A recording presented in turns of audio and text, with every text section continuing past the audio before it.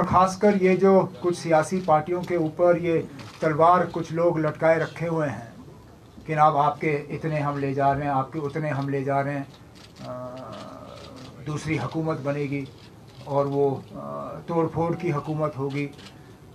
हमने बार बार कहा है कि जम्मू कश्मीर ने इन चीज़ों का खमियाजा पहले ही भुगता है कि इस रियासत के साथ वक्तन फ़वक्तन इस तरह के जो साजिशें हुई हैं उसका आज तक हम खमियाजा भुगत रहे हैं। आम तौर से लोगों से हम यही सुन रहे थे कि लोग तंग आ रहे थे, जिस तरह की साजिशें रचाई जा रही थी, जिस तरह का माहौल बनाया जा रहा था, जिस तरह रियासत की खसूसी पोजीशन को बचाने के बजाय नुकसान किया जा रहा था, जिस तरह 35A को सुप्रीम कोर्ट में डिफेंड करने के बजाय उसको और कमज़ोर किया जा रहा था, जिस तरह रियासत के भाईचारे को ज़ख्म पहुंचाया जा रहा था, जिस तरह हमारी कम्युनल हार्मनी को डिस्टर्ब करने की कोशिश की जा रही थी, जिस तरह पूरे एक कौम को, कश्मीरी कौम को डीमनाइज और विलिफाई, बदनाम करने की कोशिश की जा रही थी, न सिर्फ बाकी मुल्क में बल्कि पूरी दुनिया में। और उसका खमियाजा हमारे बच्चे जो बाहर के कॉलेजेस और यूनिवर्सिटीज़ में पढ़ रहे थे उनको भुगतना पड़ रहा था। हमें ये मशवरा लोगों की तरफ से आना शुरू हो गया था कि इसका कोई इलाज निकालिए, कुछ करिए इसके बारे में। और बातचीत शुरू हुई नेशनल कॉन्फ्रेंस और पीडीपी के दरमियान।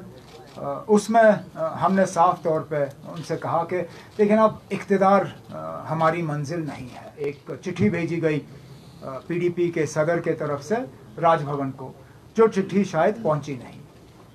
अब ये पहली मर्तबा होगा कि फैक्स मशीन जो है वो जमहूरियत में बहुत चीज़ों ने दखल दिया है, लेकिन पहली मर्तबा मैं सुन रहा हूँ कि फैक्स मशीन ने जो है जमहूरियत का गला घोटा है।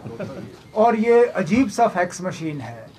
ये ऐसा फैक्स मशीन है जो कि इशारे पे ख़राब हो जाता है और फिर इशारे पे चलना शुरू हो जाता है। ये कैसा फैक्स मशीन है कि letter of claim for government formation वो फैक्स नहीं आता, लेकिन letter of order of dissolution of assembly वो फैक्स जो है चला जाता है। No incoming fax, only outgoing fax. अब इस फैक्स मशीन का भी एक इन्वेस्टिगेशन किया जाए। जो गवर्नर साहब ने उसके बाद अपने रीजनिंग्स दिए कि क्यों उन्होंने ये क्लेम माना नहीं। उन्होंने कहा कि अलग अलग सियासी सोच रखने वाले जमात जो हैं वो एक साथ कैसे आ सकते हैं। ना ये सवाल आपने पीडीपी और बीजेपी से नहीं पूछा 2015 में, जब 2015 में अलग अलग सियासी सोच रखने वाले पार्टी एक साथ आ सकते हैं और उस वक्त उसको कहा गया कि ये नॉर्थ पोल और साउथ पोल एक साथ आए, उसमें आपको कोई परेशानी नहीं थी।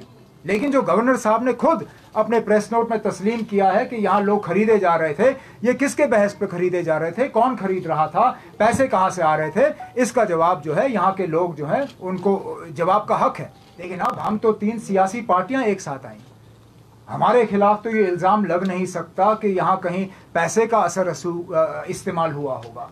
आप हमें कहते हो कि हम पाकिस्तान के इशारों पे नाचते हैं। अगर हिम्मत है राम माधव साहब, आप अपनी जो सबूत आपके पास है वो सबूत लेके लोगों की अदालत में आ जाइए, हम भी देखते हैं आप कहाँ पे खड़े हैं। ये बुज़दिली की सियासत आप मत करिए, बहुत देखा हमने आप जैसे लोग, शूट एंड स्कूट की सियासत। आप आते हो, इल्ज़ाम लगाते हो और पतली गली से खिसक जाते हो। हिम्मत है सबूत लेके आइए, नहीं तो माफ़ी मांगिए।